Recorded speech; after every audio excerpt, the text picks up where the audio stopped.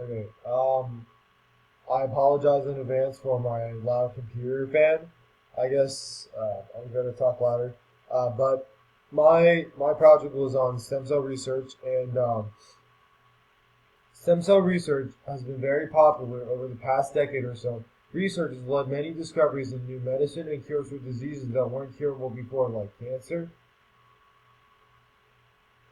Alzheimer's, and Parkinson's.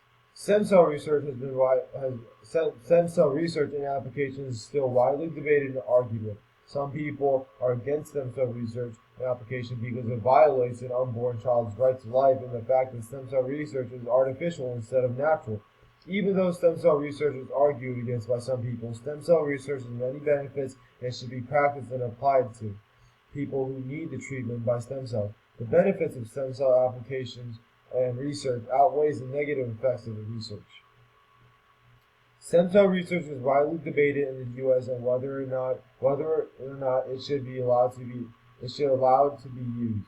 A cartoon drawn by David Hagen and Susan Musser shows a man throwing away embryos and saying it represents an awesome, unique human life. Instead of giving to the stem cell researcher who may be able to use it for research and cure diseases, the man throws away the embryos and wastes it due to the belief of an awesome, unique human life. Stem cell research might violate the right of life, but it can be used to save lives and cure diseases.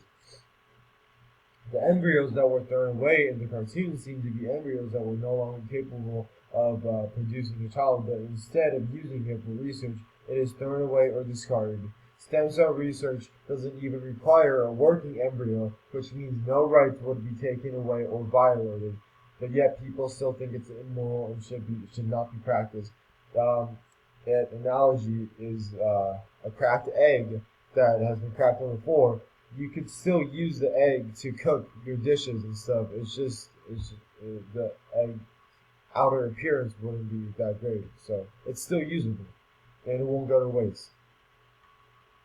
Stem cell practice has been tested and validated that it is safe for use in humans.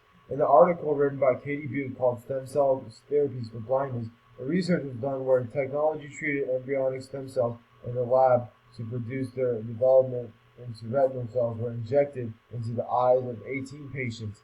After 3 years, more than half of the test subjects had improved vision and no side effects. There are some subjects that were unsuccessful in testing, but more than half had the wanted results and improved vision and no side effects.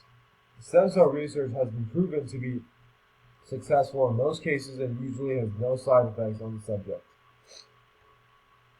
Stem cell research and application has its side effects. In the article, Human Embryo Experimentation, the author Pia de Salini talks about how tens of millions or even hundreds of millions of women will be needed to provide enough embryo cells to overcome the estimated 1 in 100 success ratio of embryonic stem cell treatment.